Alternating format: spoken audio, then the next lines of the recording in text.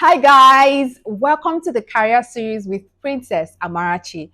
And in this series, we'll be sharing tips, stories to help you grow your career as a young graduate, an undergraduate, or someone who's trying to build a new career path. We'll be sharing stories of young professionals who have grown their career from ground up and are still building it to the place they want to be. So, do you want to be the next person to share your story of how your career have grown so far? So listen to this series and be part of it. You're welcome to today's episode of Career Series with Angela. Drum rolls. Okay, so I am so excited to have Angela as a guest in today's series because she has been a colleague of mine and I've seen her professionalism. I've seen her do so many things and also grow in her career. And I feel like she's one person whose story is going to inspire young people, both undergraduates and graduates, and people who want to venture into her field and even beyond her field. I know that there is something about her story that you are going to learn, that I am going to learn. And when we implement it, we're going to see growth in our career and in our personal life. So, once again, drum rolls as we welcome Angela into the PA show today. Yay! Welcome, Angela. Thank you. It's good to have you. Same here. I'm happy to be on the show, right? So, I've known Amy for quite a while, and she's somebody that inspires me. And then when she talked about her show, I was like, wow, this is great. It's something magnificent. Of course, that's going to be helpful. And I'm really honored that I got an invite.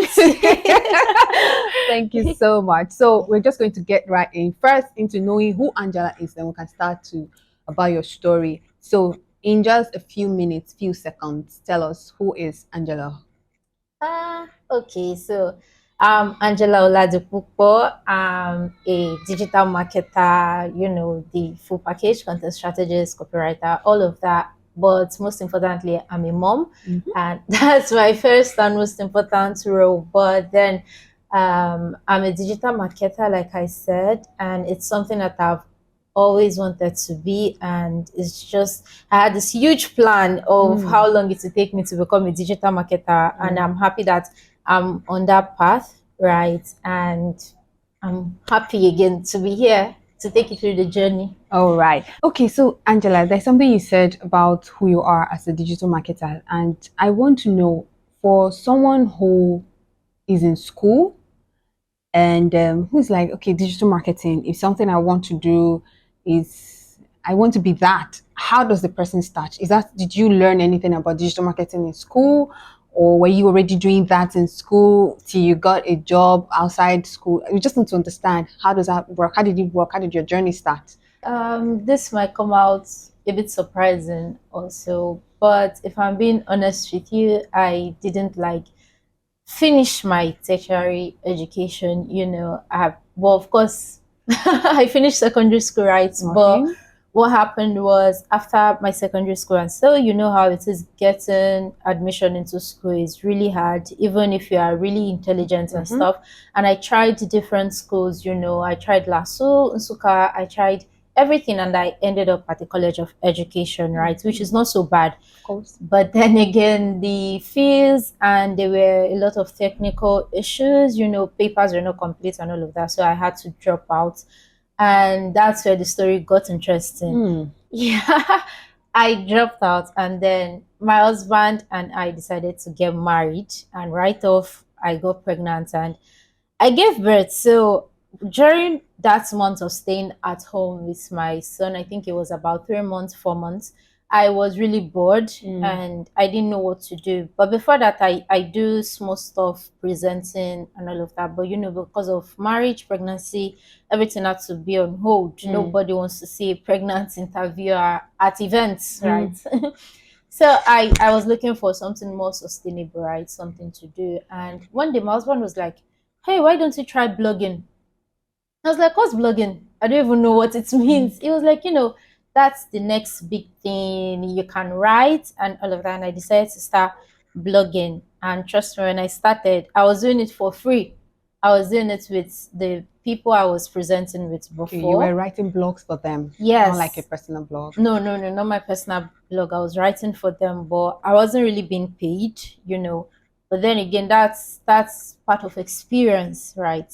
So one day my husband got a call from where he works. It's a digital marketing firm, and he was like, "Hey, we need somebody that can write for us, a copywriter, maybe a freelancer." And he came to me, was like, "Hey, you can do this." I was like, "No, I don't even know how to write. Like, what am I going to write? Like, Wow. I didn't even go to a higher institute or all of that. What do I want to write? I have nothing to talk about." He was like, "No, you see, that's the beautiful thing. There's Google. You can just go to Google. There's nothing you want to write that nobody has Written. yeah, that nobody has never written before. Yeah. So just go on to Google copy." I was like, okay, that's what I'll go to do. Literally, I went to Google and copied and pasted. That was The first thing you did. yeah, I just copy and paste, and then they pay me. I think that was how I got started. And after that, I was offered like a full-time contract. You get to start coming into the office. Wow. Let's assimilate the story because this is so, I don't even know how to start, but this is so, I think I've got a lot of things from here. First is, it might seem like you had some fears, but even in the midst of those fears, you still took action. First, there is this break of, oh, I'm not from a reputable university. One, there's someone there who's saying, I don't think I can even get a job because I don't have a BSc. Yeah. I don't think I can build the career I want because I have an HND, not a BSc. I don't think I can build the career I want because I'm from a college of education and not an HND or BSc. So there's just so many reasons why we hold ourselves back. But one thing inspiring here is that you didn't allow the certificate or the level you are to like stop you from taking that role. Now, I want to ask, have you ever experienced like imposter syndrome? Because where didn't you feel like I'm not qualified to do this when your husband called you to say take up this role? Yeah. The thing is, as at then, I didn't know imposter syndrome wasn't really a thing, a buzzword as at then. This was like about 2018, 2019. Okay. It wasn't really a buzzword. So I wouldn't know. But when I got that call to start coming in, to start writing, I did feel like I was not qualified enough. All my colleagues, they at least have degrees and all of that. And me, I'm just the secondary school cert holder. That feeling was always there in the beginning. But then again, I wasn't alone, as my husband kept telling me that, nobody started off from the top. Everybody started from somewhere. And what you want to do doesn't mean you necessarily need a certificate. Google is the hub of all information, and you can just start from there. And it's not like you're an um it's not like you don't know how to read or you don't know how to write. So why don't you just read off of the internet and write? It's not like it's whatever everything you were taught in school is what you are going to be writing around. No. So with that, I was like, okay, I can do this. I can do this. Wow, Yeah. that's interesting. So when you now got into the career space, or let's say the workspace, what did you now do to like improve yourself, get better and all that? So, like I said, I came from somewhere that I didn't know what I was getting into in the first place. But then again, everybody that was around me, I felt in my mind that they were better, right? But then when I got there, I was like, I was employed to do a job, and I wouldn't want to put my reputation on the line. So I want to give it everything I've got. I want to make sure that from my parts, I'm putting in everything, so that if it doesn't work, I wouldn't have to blame myself that I didn't try enough. And if it does work, I would really be happy and proud of myself that my hard work paid off. So I started like reading a lot on Google. At first I was just copying and pasting, but then as I started reading, I found out that what I was doing was plagiarism and stuff, and it wasn't really cool. So Yeah. I needed to start learning how to write my own piece. Even if I read off of Google, I have to find a way to write it from my own style uniquely. So Google was my first hub of knowledge and my go-to in writing. You should really be a Google ambassador. Like, do you know how many Googles we've had in this episode? This, how many minutes now? That's I'm amazing. I'm sorry. Hey, go. Please call me. All right, Please sorry call to me. cut you short. No, it's fine. It's fine. I'm just saying, as at then, that was the only hub I knew. But thankfully, these days, there are other platforms, a lot, in fact, especially focused on tech, that you can get a lot of information from. So, pardon the Google. That's nice. It's Thank so good to know that you give yourself to learning, because one thing that we emphasize is that it's very important that wherever you are, just give yourself to learning. And I think that also learning helps us overcome the the feeling of I'm not too qualified, Yeah. because when you know that you've learned something new, you are excited to try out that something new Mhm. in places. Okay, so tell us what are the other areas you delved into writing, because writing is quite broad, but I know you do a part of SEO. So how do you get into the SEO aspect of writing? When I started copywriting and all of it, I discovered I was the only one then doing the writing where I worked. So I also discovered while I was reading and learning that writing is it's always evolving. It's never stagnant, right? So and as a writer, whether a content strategist or copywriter, you always have to be at the forefront of trends. So that was when I came across the word SEO. I was like, what is this? And they were like search engine optimization. I was like, this is fascinating. Mm, It is something that you can, everything they are saying, you can put it into practice and you see results immediately. Like, mm-hmm. it's not like other theories that you just have to believe and keep That's hoping. it. It's No, practical. yeah, SEO is very practical. And I was like, okay, let me try what they are saying. It's not going to kill me, and let me see if it's going to work. And when I started doing it, my boss, as I then, was really happy. And she was like, hey, we really never thought about doing this. And our content, our website was beginning to gain traffic. And it just kind of boosted my morale. Like, Mm-hmm. hey, maybe I'm a digital marketer after all. Maybe I'm a copywriter after all. My copies are ranking. Duh. No. That's nice. Another tip there, and that is to always evolve, to give yourself to what is happening in your industry. You Exactly. understand? And that is something to learn. So for someone who is okay, you're sitting wherever you are right now, you're wondering, how do I even step into the field I want to step into while as an undergraduate? How do I step into the field I want to step into as a young graduate? How do I start? I think the first thing that you mentioned here was opening yourself up to volunteering. You Exactly. understanding? So volunteer, give it, try Always. out places whether you're paid or not. I think it's even better as an undergraduate to volunteer, because you're not under that pressure of mostly trying to Yeah. fend for yourself, especially if you have parents who are catering for your school. So it's so nice for you to use the opportunity to volunteer, so you build that portfolio and also build the confidence, to Exactly. face the real workspace. Exactly. About what you said now, like these days, I read stuff and I listen to a lot of people, and they'll be like, I can't work for free for anybody. You have to pay me. You have to pay me. Everything these days is like money, money, money. And it's not their fault because, of course, the economy and all of that, everybody needs money. But what I would say is never pass up an opportunity. Mm. Even if you aren't being paid currently, every opportunity. If you are a hustler, that's how you think. Like, okay, I have this opportunity. When I got the opportunity to start writing blog, I was like, I'm going to use it to learn.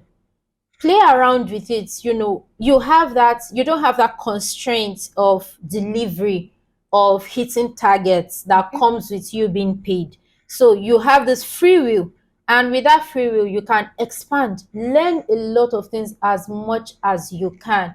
That way you are like stacking up your arsenal for your future, so that when Mm-hmm. you're going out there, you're not just coming out plainly to say, hey, I can write, but you have experience, you have what it takes, and you have the confidence that I've done this before, so I know I can deliver what I'm telling you. So the key point is never pass up an An opportunity. opportunity. Never Never. pass up an opportunity. That's a nice punchline. Okay, so there's something that I wanted to it just came to my mind, and that's the connection between education and what really happens in the real workspace. What do you have to say about that? Because for me, when I left school, I just knew that there is a disconnect. Like, I never heard about content strategy anytime in my time in school. I never heard about it. I didn't hear about social media management. I didn't hear about I didn't even hear about anything. I didn't hear about SEO. I didn't hear about digital marketing. All I was hearing was newspaper, print, radio, television. So, and to be honest, I have siblings who are still in the same school, and I asked them, "Can you share your curriculum with me? What have you guys been learning? Are you doing any course that is related to content? Are you doing any course that is related to tech? Are you doing any course that?" And they are like, "No, no." So, how did you how did you get into that space where you had to even drop the little you've learned in school to embrace what's happening in the real world? Something you said stuck with me. If I'm being honest, maybe because I didn't fully graduate or stuff, but I don't think there's that much of a connection between school and the real world. In fact, when you're in school, you're in a different world. When you come out, you are faced with a whole new reality that doesn't, most of the time, doesn't have to do with what you learn in school. And especially if you're in the tech space, right? Because I don't know, I've not studied abroad, but then a lot of the things being taught in school these days are not something that are tech related. In fact, if you go a step further, the only thing you will see in most universities that is a bit relating to tech is computer. Like, what do you do with that? Like, and currently, African market is currently exposed to technology now. A lot of foreigners abroad, yeah, they're investing in African talent. So I usually tell my younger ones that it's not like I don't want you to go to school. I want you to go to school, but you have to be strategic with everything you do, right? Currently, we have a wave that is putting attention in Africa, which is the tech. So if you want to make it further in the future, you have to start now investing and tapping into that market. And trust me, you are not going to be taught that in school. Of course. So even if you are schooling, take out the time to learn something that is tech has a lot of ecosystem. The ecosystem is broad. So pick out a part that speaks to you that you think you can work with. It might not even be writing, it might be coding, product design, but just make sure you are not being left out, because tech is the future and we have a lot of opportunities now because the attention is currently in Africa. But I can't say the same in 10 years' time. So now that you have that opportunity, that the spotlight is on you, what are you doing with it? That's a question. What are we doing with the spotlight that we have on us? And I feel it's something to just think about. Now, talking about tech, I want to ask, how do you feel about AI in writing, in content, in marketing? Do you feel displaced? Do you feel threatened? What are you doing about it? What are your thoughts? I mean, if you're a writer, first of all, you can't write everything on your own. So you're always using tech. I mean, you're in the tech space, so why won't you use tech? Like I said, experience matters a lot. And when you stack up on yours, you have that confidence that not even AI can replace you. Take ChatGPT, for instance. Writing is always evolving, right? Everything evolves. So, as a forward thinking digital marketer or content writer, you always have to be at the forefront. So, ChatGPT is out there to ease your life a lot. And it's not just ChatGPT, we have Quillbot, Grammarly. All these tools have been there. You've been using them. So why are you complaining with ChatGPT now? And with the way ChatGPT works, it doesn't fully work on its own. It still needs a human being to edit, create that flow within the copy. ChatGPT will give you the words, but you as a content writer have to come up with the flow, the structure, the messaging. You know your audience, ChatGPT doesn't. So it's taking all of this, combined with the way ChatGPT writes. Of course, it's more advanced. Combine all this together to write the perfect copy that speaks to your target audience. So ChatGPT is there to assist. It's not your enemy. It's not. Actually, some people think it's an enemy. Like when you mention ChatGPT, they're like, what? What? That was take our job. And I'm Alright, like, let me tell you a funny story. So I was speaking with a friend, yeah, and someone very dear to her wrote her a very beautiful message, right? And she was like, "Hey, read this, Angela. You are the content writer. Does it sound like something that was written with ChatGPT?" And I was like, "Does it matter if it's written with ChatGPT?" She said, "Yes, it makes all the difference." I said, "No, it doesn't. In fact, if someone wants to write something to me, even if it is heartfelt, and you go to ChatGPT to write, I'll feel like you want to give me the best. That's why you went all the way to get an AI to even help you write it in a more suitable way that okay. will go with me." So I was like, why don't you see it from that angle? It's putting in the effort to give you the perfect copy. Probably feel like if he writes it himself, it might not sound as good as how AI will help him write it. So I even feel it's special. So I just think everything is about perspective. Okay. You can't be enclosed in your thinking and you want to expand. It doesn't work that way. So what you're saying is that flexibility is paramount. Yeah. It's a necessary skill, when we are growing in our Yeah. career, in everything we're doing in life. We just have to be open to the opportunities that we have and how to maximize those opportunities to fit us. Perfect. Okay, that's a lot of peel to digest. Let's talk about the digital space because I feel that you must have had maybe an advantage using the digital space. When I'm talking about digital space, whether it's social media or online platforms that help you. First, I want to know about your personal branding. Do you put any effort into building a personal brand, and how did you start, and how important is it to you? It all started with money. Okay. More money. Where I was working, right? I wasn't earning really enough. If we are being sincere, nobody earns enough because the more you earn, the more your expenses. So I wanted more money. I wanted stuff. So I started thinking, what can I do to earn more money? And that's when it clicked. Like I'm a copywriter, right? But we have thousands of copywriters out there. What can make me stand out to people that would make them want to like go for me instead of the next copywriter because it's a brutal market out there. So I was like, okay, I have SEO in my bank, but a lot of copywriters do have SEO. I was like, okay, then there's social media marketing. I don't really want to dabble into that. What else can I do? I was like, okay, how about content strategy? It's broader, you're not just thinking about the copy, you're thinking of the entire marketing journey from users down to from when they become leads down to when they become actual paying customers. You have to think about the whole journey.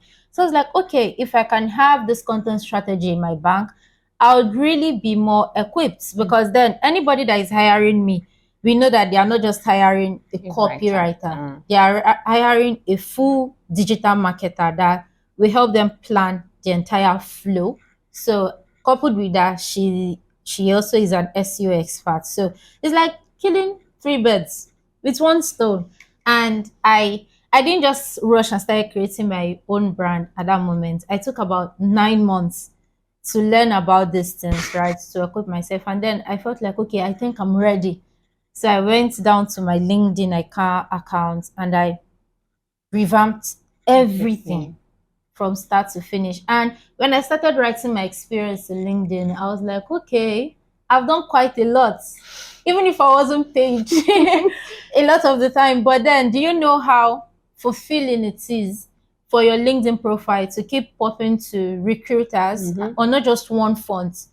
It's popping up for people looking for SEO experts. It's popping up for people looking for content strategies. It's popping up for people looking for because I did presenting, right? So it's there. So anybody wants to present and my stuff is popping up. So it's like I've created this arsenal that I'm proud of, and then it's time to showcase it.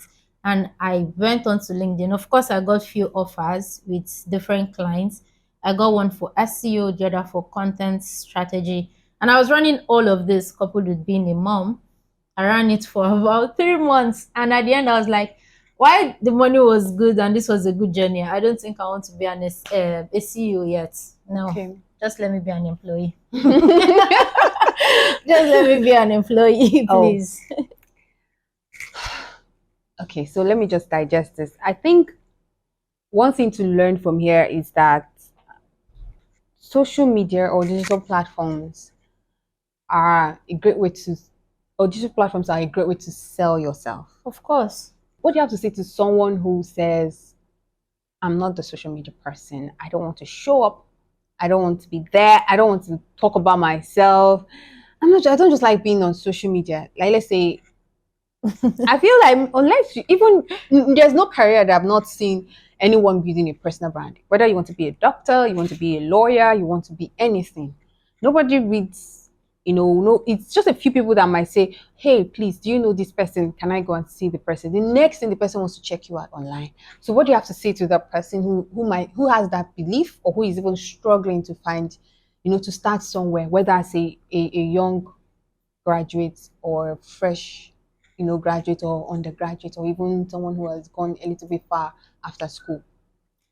Um, in the digital age we are in now, I know that we have people that say they don't want to be on social media, but personally, I can't remember the last time I took my CV to an office. No, like if I apply for a job and you tell me to bring my CV to your office, I'm not coming. Find someone else. No, like, so the world has gone beyond that. The world is now advanced. So you can be in the space of your room and experience different cultures, different things, all from your phone, all from social media. I get it might be a personal thing not to be on all social media platforms. Of I'm not on course. Twitter. So you just have to think the one that fits your branding, that fits what you want to do. If you are trying to build a professional career, you know that LinkedIn is your go-to, Mm-hmm. most especially. If you are an online vendor or you sell stuff, you know that Instagram, WhatsApp is where you go. Then, if you're someone that is in the news space, also you know that Twitter is where you have to go. So you just have to choose the social media platform that works with what you want to do. But saying no to everything, nah, it's like saying you want to remain in the Stone Age. Come on, don't do that. Okay, so just I think the thing is first to define which platform suits your kind of person and Yeah, what goal that you have in yeah. mind. So don't be overwhelmed with the multiplicity of platforms. You can just be good at one.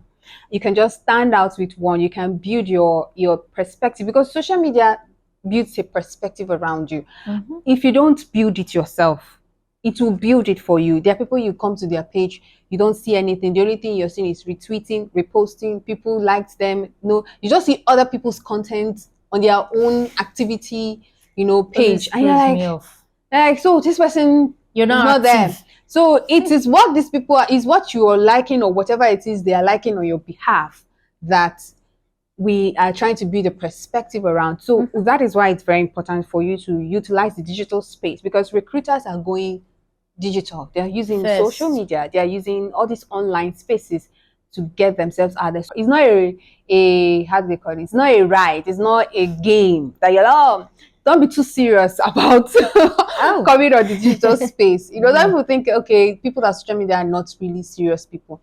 So take it more serious with your personal please. branding. As you can see, Angela has a lot of testimonies coming from using the digital space to build her brand and then get the kind of jobs that she loved and she desired. So I just wanted to ask this question. You talked so much about being a mom and trying to handle a lot of things, as a mother. How was it like handling being a mom? How do you handle motherhood and your work currently now?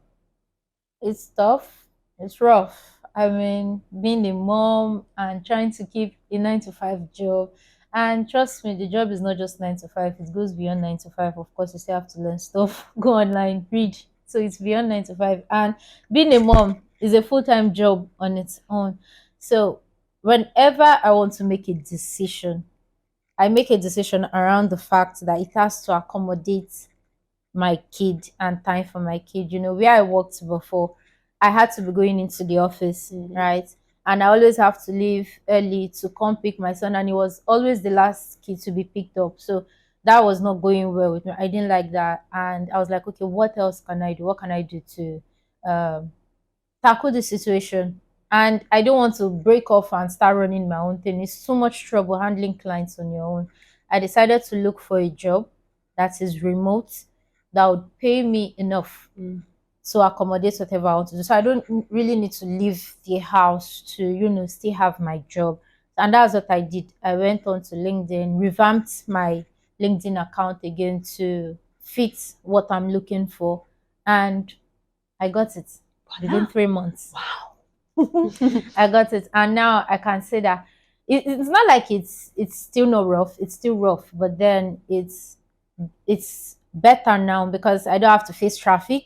I wake up in the morning after sending him off to school. I start working, and then school bus brings him back, and spend few hours together. I can round up my work, and is I'm always there. Wow. That's what's important. Well done. That's all I can say. Well done on that. And then I just wanted to ask this question. Were there courses you took in your path of learning? Did you take any certificates? Did you any certificate course or just anything you did to like was just learning, or you just studied online and that was it? No, you always have to study. You're always taking courses. You are always, because the space is competitive, right? So what can you show? Yes, you have experience, but do you have the sets to back it up? Nobody wants to see bachelor degree in computing. What does that have to do with digital marketing or what you're applying for? So you have to take courses that give certificates to back up what you are doing, to tell recruiters that, hey, I'm a professional. I've always taken courses. I took the Neopatel SEO Unlock, Okay. 11 weeks course, and I got certified in that. And currently, even spending 3 years in tech, I'm still currently taking an inbound marketing course. Yeah, and it's like 5 hours course, but because you are learning and you're trying to do what they are teaching, right? So it takes way longer to complete. So you're always learning. If you want to always be on top of your game, you always have to take courses. Always. Okay. That's nice. Did you have mental health issues at work? Were there any time like the workplace wasn't okay for you? How did you handle it, to deliver and also to, keep yourself better even after work time?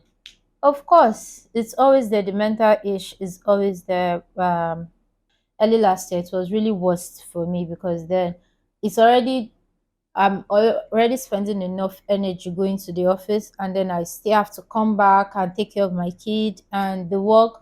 When a boss is always complaining about what you write, it's really a downer, and it affected my mental health a great deal. And not only that, I was having to deal with office politics, where you feel like you're going to be disposed soon because someone else is trying to take your job, or your boss is probably paying more attention to some employees than you, or you're always getting queries and you're never getting acknowledgement for what you do. All of this, I went through it, and so last year was really bad for me. What I decided to do was, hey, I can still put up with this, but for the fact that it's already affecting my mental health, I didn't like it. And I have a kid, right? So I don't want to be having mental health issues and be taking care of my kid because it will still show. And I don't want to raise a kid that have to see me go through all of that, right? It wouldn't be nice. That's another reason I decided to like leave, find somewhere better. It's not always about the money. But where I got now, I'm happy. I'm almost a year there now, and Wow. everything is so sweet. I love it now. My mental health is at peace. That's a nice story. So actually, what you said is what I learned from here is that um, you have to take your mental health paramount. Of course. I also think that if you find it very difficult, you should consider, finding a better alternative. Yeah. That's if communication has not been able to solve the challenge, right? Yes. It's been an amazing time. So, finally, Angela, what do you have to tell a young person out there who's just I have a lot of young people actually, and so it's very dear to me that this message gets to them. So young person who's like, I mean, I'm out of school, I don't know what to do. Everything I learned in school is not clicking. This is beyond writing. This is, or no matter the field. So I don't even know where to start from. What can you give us, like 7 point agenda, 10 point agenda, 11 point step, even if it's 1 point step of what this person can do to just get started? I think first off is humility. Second would be acknowledging your problems, your shortcomings, being truthful to yourself. In fact, it's my motto, always be truthful to myself, right? You have to do this analysis with yourself. Okay, I finished school. What can I do? What can I tell someone that I can do? Don't lie to yourself in that aspect. Be very blunt. Okay, I'm not sure I can do anything. I'm not sure. So what can I do to know how to do something? Right? Okay. I should probably learn how to write, for instance. Okay, you want to learn how to write. How do you go about that? Start from the bottom, start from the scratch. Mm-hmm. So as a young graduate, you are coming out. If we are being sincere, you don't have any work experience. I mean, even if you've done some things before you went into school, but the way the corporate world will see it is you have no experience. So nobody is willing to pay you thousands of thousands to someone that they feel don't have experience. So you have to start with probably internship positions. You can't just come out of school and expecting to be a manager. No, you have to look at internship positions. That way, internship will give you the opportunity to gather experience, and some internship even pay. And while you're on this internship, sorry, be humble, be open to criticism, because that's the only way you learn. Any criticism you receive, you try to make it better on your next attempt. That's the only way you grow. You don't keep holding things like this person doesn't like me. I have a colleague that this mentality ruined, always thinking that the boss doesn't like me. She doesn't. But if you are being sincere, what the boss wants is for you to be better.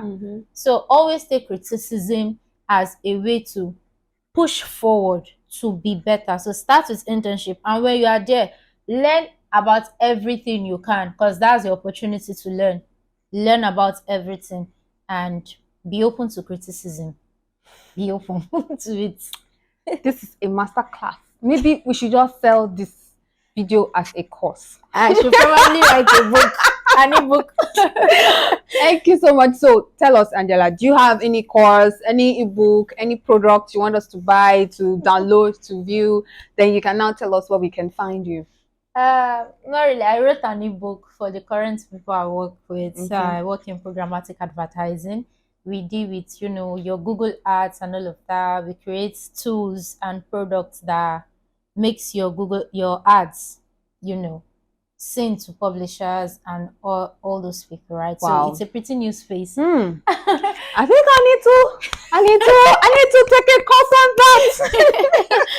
So I wrote an ebook about reducing carbon emission in the advertising space, right? So we are not, So we'll add that in the description so that anyone who wants to just go and check out Angela's work. Yeah. It's called Shaping a Greener Future for Programmatic Advertising. Okay. And you can check that out. And you can also find me on LinkedIn at Angela Adaobi Oladipupo. Angela Adobe Oladipupo on LinkedIn.